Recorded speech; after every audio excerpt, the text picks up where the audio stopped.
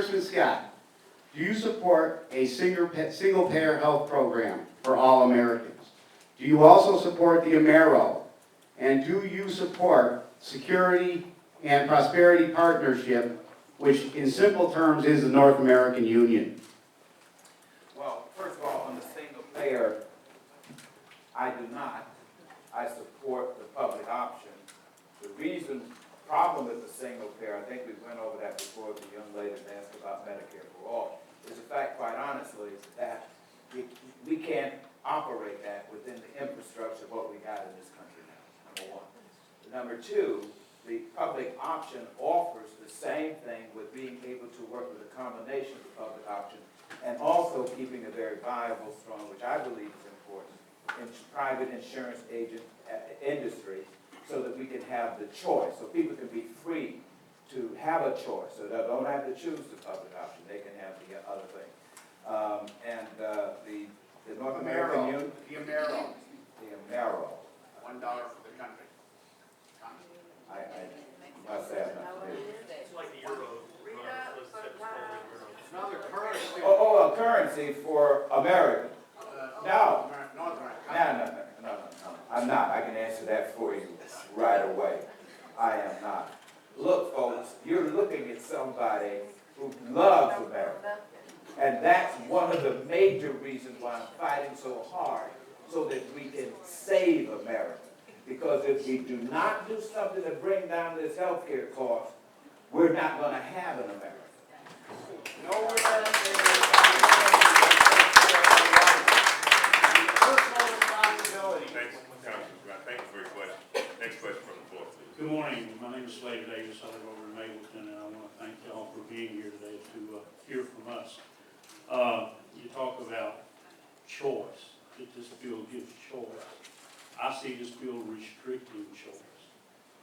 Of the 40-some-odd million people who are not covered with insurance, about 15 or 20% of those are people who have chosen not to be covered. They don't want it. They'd rather spend their money on cars and stereos and computers or whatever. I don't know. But they've chosen that.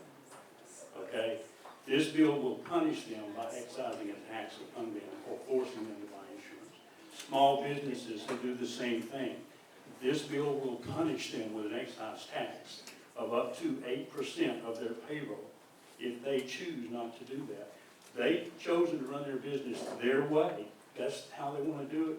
The employees they hired were hired with that understanding. That's their business. That's how they want to live. Then that's okay. That's freedom. That's choice. This bill takes that choice away from them. With large businesses, when they have qualified plans, or unqualified plans, this bill will punish large business for doing the same thing, for not having qualified plans. It will excise the tax on them. That is taking their freedom away from them. And one other thing I found in Section 401 last night as I was continuing to read the bill. I got 30 seconds. My question will be this. Is every employer who provides qualified plan insurance will be required by this bill to send to the Secretary of Health and Human Services a report with personal and private income tax information of all their employees. It's in Section 401. Section 401. I can give you the page number if I was at home. So my question is, how does this give us freedom? I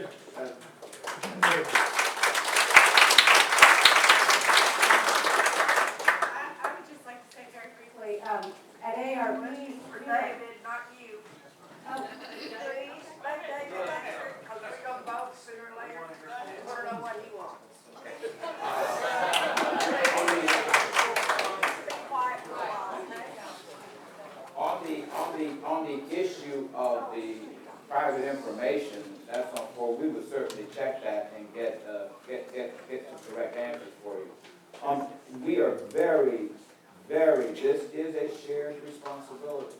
Now, the problem we have here, at one way or another, at one point or another, we're going to get sick, you're going to need to get doctor care, you're going to have to do that. Now, right now, it's a burden on hospitals with emergency room care for where they're going. It's just it's just a huge burden. If we don't do something to relieve, and if we have a pattern, we're losing because a lot has to do with small businesses. I'm a small business owner.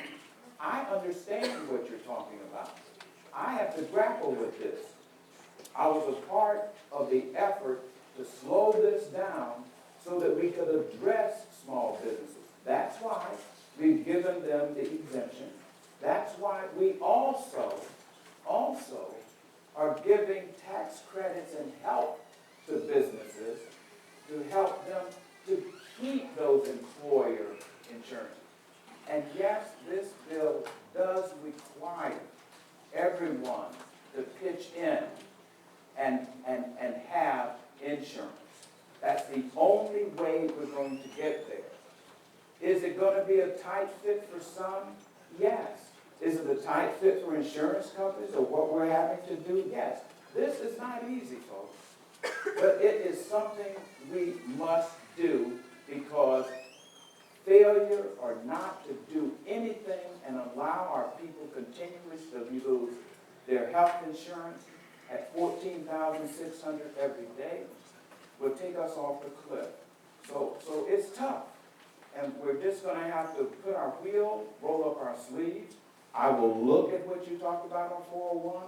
I will make sure, it's not to my knowledge, I discussed with others on the panel, they're not aware of that, but we will look at that to make sure. And we'll contact you, you have my office, and we'll get back to you with an explanation. And if that is true about giving that private information, I certainly will make a point on the floor of the debate, and with whatever amendment we can, to address that. Again, the product is not finished, but I appreciate your point. And I appreciate your point. We represent 20 million people under the age of 65. 7.1 million people do not have insurance who are between the ages of 50 to 64 years of age. And I assure you they don't think they have a choice right now. I have time, thank you. I have time for maybe one 30-second question, and then we'll have to proceed with closing remarks because we're going to finish the round. You just said you were going to do the bill. Everybody took a little too much time. Maybe we can extend it a little longer. Give us just 1 minute to get this gentleman to ask his question. We'll try to get to your question. We will try to get to your question. Thank you, sir. Okay. Congressman Scott has agreed to answer your question. Can we move to the floor? And we will come to you. Thank you. Thank you. I'll give you my closing. I appreciate it. Congressman Scott, my name is Kevin Osenak. I live in unincorporated Marietta 30008. Your staff is very familiar with my last name. My question is this. The current bills that are out there stipulate many provisions that many people find abhorrent. One, that the Congress has stipulated that they might exempt themselves. Two, that this is unfunded, that there's no way to pay for this in the current fiscal cycle. Three, that you guys are not reading these bills comprehensively, debating them comprehensively as total bills. You're doing them fragmentedly, 5 different versions, and causing people to not understand what the real issue is. We have to have one bill. 4, that there's no public comment once the bill is in place. I'm getting to my question. This lady made a fairly flippant comment about the 50 million abortions that have occurred in our country since 1973 and said it wasn't going to be an issue for her or that gentleman. Well, that's sure true, but the 50 million children that have been aborted in our country, it was an issue for them. It's an issue for me.